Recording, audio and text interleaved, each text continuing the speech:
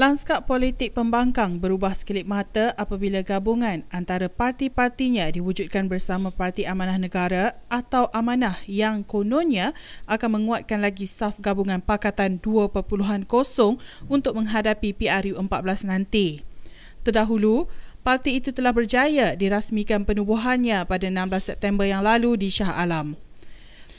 Parti Amanah Negara dapat disimpulkan lahir dari kekecewaan sebilangan ahli PAS yang tewas dalam pemilihan PAS pada muktamarnya yang lalu.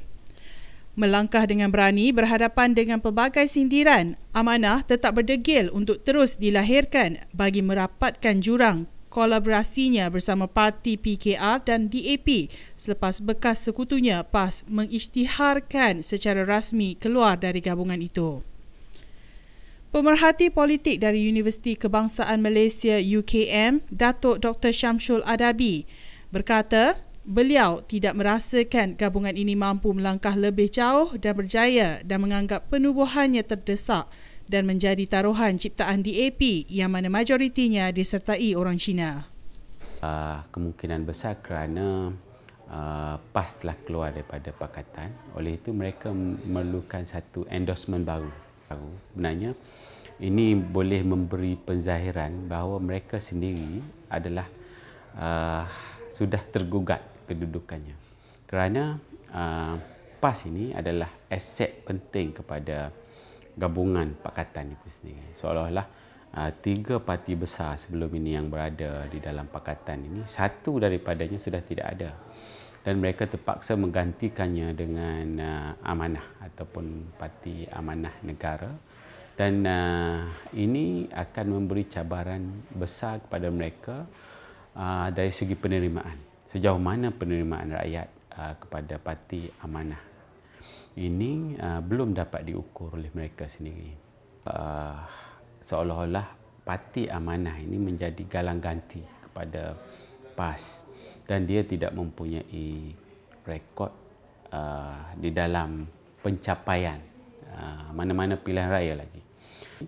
Dan situasi ini menampakkan pencarian arah mereka, terutama sekali di dalam memastikan sejauh mana penerimaan rakyat Malaysia terhadap mereka di kesemua negeri. Sebelum itu, Jabatan Pendaftaran Pertubuhan Malaysia (ROS) telah meluluskan permohonan Amanah untuk menggunakan nama baharunya bagi menggantikan Parti Pekerja-Pekerja Malaysia yang meluluskan pertukaran dilakukan. ROS juga turut meluluskan permohonan Amanah untuk menggantikan gelaran tertingginya pengerusi dengan gelaran Presiden. Dalam pada itu, ramai yang meramalkan bahawa PAS akan mengalami tekanan untuk bergerak bersendirian. Tetapi, Syamsul juga pensyarah di UKM menegaskan PAS mampu bergerak berkeseorangan dengan kerjayaannya merampas Kelantan pada pilihan raya umum tahun 2008 dan itu membuktikan bahawa PAS tetap mempunyai bisanya jika bersendiri. Dan PAS sudah pasti akan dapat berdiri sendiri kerana mengikut formula pembahagian semasa mereka berada di dalam Pakatan Rakyat dulu, negeri-negeri yang terutama yang majoriti adalah pengundi Melayu seperti Kelantan, Terengganu, Kedah dan kemungkinan Pahang, negeri ini terpaksa dibagi dua parlimen. Contohnya Kelantan punya 13 kerusi parlimen, contohnya. Jika dibahagikan dua, 6 daripadanya terpaksa diberi kepada pakatan. Tetapi pada pilihan raya akan datang, apabila dia bersendirian, sebenarnya dia akan makin kuat kerana dia akan bertanding di 13 kerusi di Kelantan dan kemungkinan 13 kerusi di Terengganu dan kemungkinan 14 kerusi di Kedah. Ini saja pun menjadikan 40 kerusi. Dan saya meramalkan bahawa dengan bersendirian ini pun PAS boleh menjadi salah satu parti yang antara yang mempunyai kedudukan kerusi yang banyak di parlimen berbanding 22 lebih sekitar 20 kerusi di sekarang ini, dan mereka boleh meningkatkan kerusi di parlimen. Sekiranya Strategi Pakatan Harapan 2.0 ini adalah real merupakan gabungan hanya Parti Keadilan Rakyat, DAP dan juga Parti Amanah, maka sudah pasti kita akan dapat melihat jangkaan pada pilihan raya ke-14 ini kemerosotan undi Pakatan Rakyat akan berlaku. Kerana tanpa PAS, bagaimana saya gambarkan tadi, dia kehilangan satu aset besar, iaitu aset kempen. PAS membekalkan satu kepentingan kempen yang besar kepada Pakatan Rakyat dalam pilihan raya ke-13 yang lalu dan termasuklah pilihan raya kecil selepasnya. Pakatan tanpa PAS akan menerima pukulan hebat dari segi dalaman.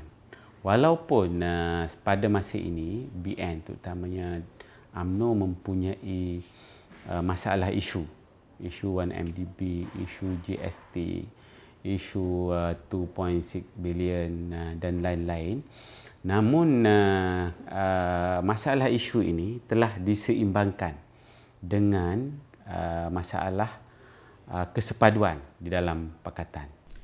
Sementara itu, bagi Exco Angkatan Muda Keadilan AMK Malaysia, Zafril Yusof berkata, beliau yakin bahawa Pakatan Harapan dapat membawa satu gelombang positif dalam arus politik negara. Pakatan Harapan ini jauh lebih kuat, jauh lebih bersedia berbanding dengan Pakatan Rakyat yang sebelum inilah.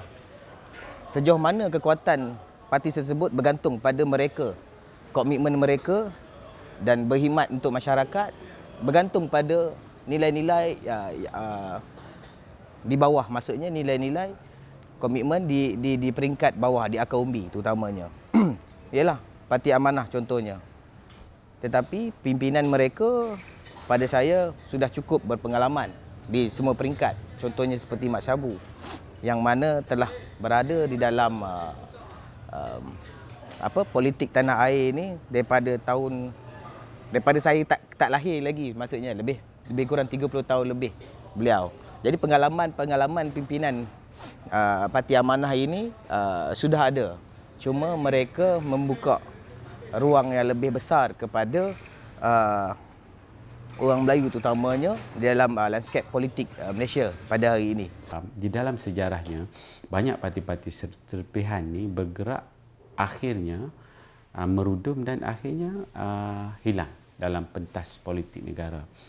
Kesimpulannya, pelbagai parti serpihan yang diwujudkan kononnya bertujuan menimbulkan agenda tersendiri dalam mencipta satu dimensi baru politik yang serba telus dan mendahulukan rakyat adalah kabur seperti mana parti terdahulu. Namun, parti-parti serpihan yang cuba untuk mendominasi pemikiran rakyat rata-ratanya adalah dari kelompok pemimpin yang kecewa. Persoalannya, mampukah Parti Amanah yang diwujudkan dapat meraih kepercayaan rakyat dalam percubaannya merampas negara?